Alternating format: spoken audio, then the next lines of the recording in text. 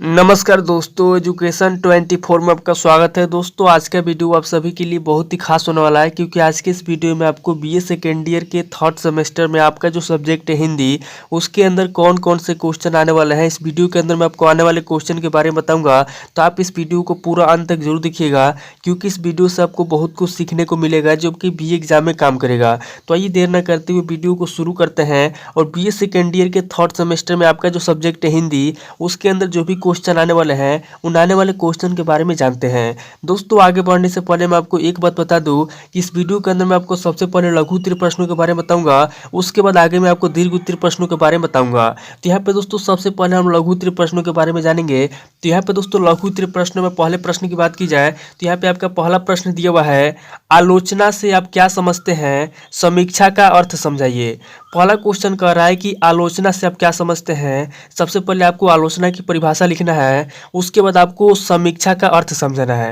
यानी कि आलोचना क्या होता है, यहाँ पे आपको सबसे पहले आलोचना के बारे में बताना है, उसके बाद आगे आपको समीक्षा का अर्थ समझाना है। अब अगले क्वेश्चन की बात की जाती है, यहाँ पे आपका दूसरा क्वेश्चन दिया हुआ है, हिंदी कहानी के विकास में प्रेमचंद के योगदान का उल्लेख कीजिए। दूसरा क्वेश्चन कह रहा है कि जो हिंदी कहानी का विकास हुआ था उसमें प्रेमचंद का क्या योगदान है। यहाँ पे आपको हिंदी कहानी के विकास में प्रेमचंद के योगदान का उल्लेख करना है। अब अगले क्वेश्चन की बात की जाए तो यहाँ पे आपका तीसरा क्वेश्चन दिया हुआ है, रेखा चित्र क्या है। तीसरा क्वेश्चन कह रहा है कि रेखा चित्र क्या है। तीसरे क्वेश्चन के अंदर आपको रेखा चित्र के बारे में बताना है। अब अगले क्वेश्चन की बात की जाए तो यहाँ पे आपका चौथा क्वेश्चन दिया हुआ है, रेखा चित्र और रिपोर्टाज में प्रमुख अंतर बताइए। चौथा क्वेश्चन कह रहा है जो रेखा चित्र है और जो रिपोर्टाज है, रेखा चित्र और रिपोर्टाज में क्या अंतर है। यहाँ पे आपको चौथे क्वेश्चन के अंदर रेखा चित्र और रिपोर्टाज में प्रमुख अंतर बताना है। अब अगले क्वेश्चन की बात की जाए तो यहाँ पे आपका पांचवा क्वेश्चन दिया हुआ है, झांसी की रानी उपन्यास के नामकरण की सार्थकता पर आप अपने युक्तियुक्त विचार संक्षेप में प्रकट कीजिए। पांचवा क्वेश्चन कह रहा है कि जो उपन्यास है झांसी की रानी, यहाँ पे आपको इस उपन्यास के नामकरण की सार्थकता पर अपने युक्तियुक्त विचार क्या करना है, संक्षेप में प्रकट करना है। अब अगले क्वेश्चन की बात की जाए तो यहाँ पे आपका छठा क्वेश्चन दिया हुआ है, कहानी के क्षेत्र में जैनेन्द्र जी का स्थान निर्धारित कीजिए। छठा क्वेश्चन कह रहा है कि जो कहानी है, कहानी के क्षेत्र में जैनेन्द्र जी का क्या स्थान है। यहाँ पे आपको कहानी के क्षेत्र में जैनेन्द्र जी का स्थान निर्धारित करना है। अब अगले क्वेश्चन की बात की जाए तो यहाँ पे आपका सातवां क्वेश्चन दिया हुआ है, फणीश्वर नाथ रेणु का संक्षिप्त जीवन परिचय लिखिए। सातवां क्वेश्चन कह रहा है जो फणीश्वर नाथ रेणु है, यहाँ पे आपको फणीश्वर नाथ रेणु का संक्षिप्त जीवन परिचय लिखना है। अब अगले क्वेश्चन की बात की जाए तो यहाँ पे आपका आठवां क्वेश्चन दिया हुआ है, चंद्रगुप्त के चरित्र की विशेषताएं बताइए। आठवां क्वेश्चन कह रहा है जो चंद्रगुप्त है, आठवें क्वेश्चन के अंदर आपको चंद्रगुप्त के चरित्र की विशेषता बताना है। यानी कि चंद्रगुप्त के चरित्र की जो भी विशेषता है, यहाँ पे आपको विशेषता के बारे में बता देना है। अब अगले क्वेश्चन की बात की जाए तो यहाँ पे आपका नौवां क्वेश्चन दिया हुआ है, रामगुप्त की प्रमुख चरित्रगत विशेषताएं बताइए। नौवां क्वेश्चन कह रहा है जो रामगुप्त की प्रमुख चरित्रगत विशेषता है, नौवें क्वेश्चन के अंदर आपको रामगुप्त की प्रमुख चरित्रगत विशेषताएं बताना है। अब अगले क्वेश्चन की बात की जाए तो यहाँ पे आपका 10वां क्वेश्चन दिया हुआ है, ध्रुव स्वामिनी की चारित्रिक विशेषताएं बताइए। 10वां क्वेश्चन कह रहा है जो ध्रुव स्वामिनी की चारित्रिक विशेषता है, 10वें क्वेश्चन के अंदर आपको ध्रुव स्वामिनी की चारित्रिक विशेषताएं बताना है। अब अगले क्वेश्चन की बात की जाए तो यहाँ पे आपका 11वां क्वेश्चन दिया हुआ है, शुक्ल जी के निबंधों की भाषा पर प्रकाश डालिए। 11वां क्वेश्चन कह रहा है जो शुक्ल जी के निबंध की भाषा है, यहाँ पे आपको शुक्ल जी के निबंधों की भाषा पर प्रकाश डालना है।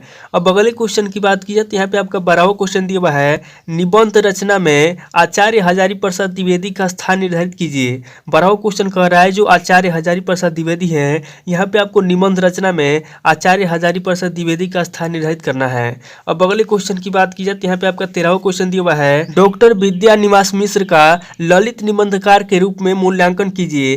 13वां क्वेश्चन कह रहा है जो डॉक्टर विद्या निवास मिश्र है, यहाँ पे आपको डॉक्टर विद्या निवास मिश्र का ललित निबंधकार के रूप में मूल्यांकन करना है। अब अगले क्वेश्चन की बात की जाए तो यहाँ पे आपका 14वां क्वेश्चन दिया हुआ है, अमृतलाल नागर के उपन्यास एवं कहानी संग्रहों के नाम लिखिए। 14वां क्वेश्चन कह रहा है जो अमृतलाल नागर हैं, यहाँ पे आपको अमृतलाल नागर के उपन्यास के बारे में बताना है और उनके कहानी संग्रहों के नाम लिखना लिखना है। अब अगले क्वेश्चन की बात की जाए तो यहाँ पे आपका 15वां क्वेश्चन दिया हुआ है, हरिशंकर परसाई की भाषा शैली पर प्रकाश डालिए।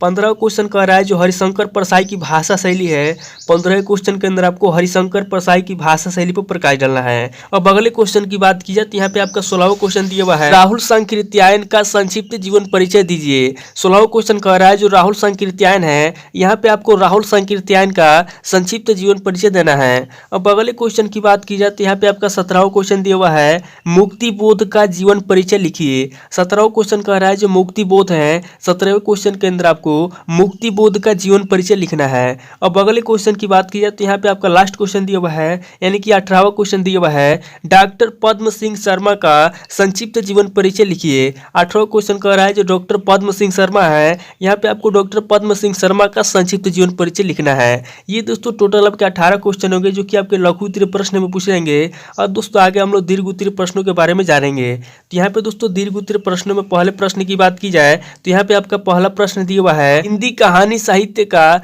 विकासात्मक परिचय दीजिए। पहला क्वेश्चन कह रहा है जो हिंदी कहानी साहित्य है, यहाँ पे आपको हिंदी कहानी साहित्य का विकासात्मक परिचय देना है। अब अगले क्वेश्चन की बात की जाए तो यहाँ पे आपका दूसरा क्वेश्चन दिया हुआ है, रिपोर्टाज से आप क्या समझते हैं, रिपोर्टाज के उद्भव एवं विकास का संक्षिप्त परिचय दीजिए। दूसरा क्वेश्चन कह रहा है कि रिपोर्टाज से आप क्या समझते हैं। सबसे पहले आपको रिपोर्टाज के बारे में बताना है कि रिपोर्टाज क्या होता है, उसके बाद आगे आपको बताना है कि रिपोर्टाज का उद्भव कैसे हुआ और रिपोर्टाज का विकास कैसे हुआ, इसका आपको संक्षिप्त परिचय देना है। अब अगले क्वेश्चन की बात की जाए तो यहाँ पे आपका तीसरा क्वेश्चन दिया हुआ है, लक्ष्मीबाई का चरित्र चित्रण कीजिए। तीसरा क्वेश्चन कह रहा है जो लक्ष्मीबाई हैं, यहाँ पे आपको लक्ष्मीबाई का चरित्र चित्रण करना है। अब अगले क्वेश्चन की बात की जाए तो यहाँ पे आपका चौथा क्वेश्चन दिया हुआ है, कहानी कला के आधार स्तंभों के आधार पर पाजेब कहानी की विवेचना कीजिए। चौथा क्वेश्चन कह रहा है जो कहानी है पाजेब, यहाँ पे आपको कहानी कला के आधार स्तंभों के आधार पर पाजेब कहानी की विवेचना करना है। अब अगले क्वेश्चन की बात की जाए तो यहाँ पे आपका पांचवा क्वेश्चन दिया हुआ है, रोज यानी कि गैंग्रीन शीर्षक कहानी की तात्विक विवेचना कीजिए। पांचवा क्वेश्चन कह रहा है जो कहानी है रोज यानी कि गैंग्रीन, इस शीर्षक कहानी की क्या करना है, तात्विक विवेचना करना है। अब अगले क्वेश्चन की बात की जाए तो यहाँ पे आपका छठा क्वेश्चन दिया हुआ है, कहानी कला की दृष्टि से यशपाल की कहानी पर्दा की विवेचना कीजिए। यहाँ पे दोस्तों छठा क्वेश्चन कह रहा है कि जो कहानी है पर्दा, यहाँ पे आपको कहानी कला की दृष्टि से यशपाल की कहानी पर्दा की विवेचना करना है। अब अगले क्वेश्चन की बात की जाए तो यहाँ पे आपका सातवां क्वेश्चन दिया हुआ है, ध्रुव स्वामिनी नाटक के आधार पर चंद्रगुप्त का चरित्र चित्रण कीजिए। सातवां क्वेश्चन कह रहा है जो नाटक है ध्रुव स्वामिनी, यहाँ पे आपको ध्रुव स्वामिनी नाटक के आधार पर क्या करना है, चंद्रगुप्त का चरित्र चित्रण करना है। अब अगले क्वेश्चन की बात की जाए तो यहाँ पे आपका आठवां क्वेश्चन दिया हुआ है, लक्ष्मी का स्वागत के प्रमुख पात्र रोशन का चरित्र चित्रण कीजिए। यहाँ पे दोस्तों आठवां क्वेश्चन कह रहा है कि लक्ष्मी का स्वागत के जो प्रमुख पात्र रोशन है, यहाँ पे आपको रोशन का चरित्र चित्रण करना है। अब अगले क्वेश्चन की बात की जाए तो यहाँ पे आपका नवा क्वेश्चन दिया हुआ है, महादेवी वर्मा द्वारा लिखित रेखा चित्र गीलू का सारांश लिखिए। नवा क्वेश्चन कह रहा है कि महादेवी वर्मा द्वारा लिखित जो रेखा चित्र गीलू है, यहाँ पे आपको महादेवी वर्मा द्वारा लिखित रेखा चित्र गीलू का सारांश लिखना है। अब अगले क्वेश्चन की बात की जाए तो यहाँ पे आपका लास्ट क्वेश्चन दिया हुआ है, यानी कि 10वां क्वेश्चन दिया हुआ है, कलम का सिपाही निबंध का सारांश अपने शब्दों में लिखो। यहाँ पे दोस्तों 10वां क्वेश्चन कह रहा है कि जो निबंध है कलम का सिपाही, यहाँ पे आपको कलम का सिपाही निबंध का सारांश अपने शब्दों में लिखना है। ये दोस्तों टोटल आपके 10 क्वेश्चन होंगे जो कि आपके दीर्घ उत्तरीय प्रश्न पूछेंगे। तो दोस्तों इस वीडियो के अंदर मैंने आपको लघु उत्तरीय प्रश्न व दीर्घ उत्तरीय प्रश्न दोनों तरह के प्रश्नों के बारे में बता दिया। आप इन दोनों तरह के प्रश्नों को नोट कर लीजिए और किसी किताब से सीरीज से मिलाकर के याद कर लीजिए। दोस्तों आज इस वीडियो को वहीं पे स्किप करता हूँ और मिलता हूँ आपसे नेक्स्ट वीडियो में। अगर आपको वीडियो अच्छा लगा तो वीडियो को लाइक कीजिए, शेयर कीजिए और कमेंट करके बताइए कि आपको नेक्स्ट वीडियो किस टॉपिक के ऊपर चाहिए। थैंक यू दोस्तों।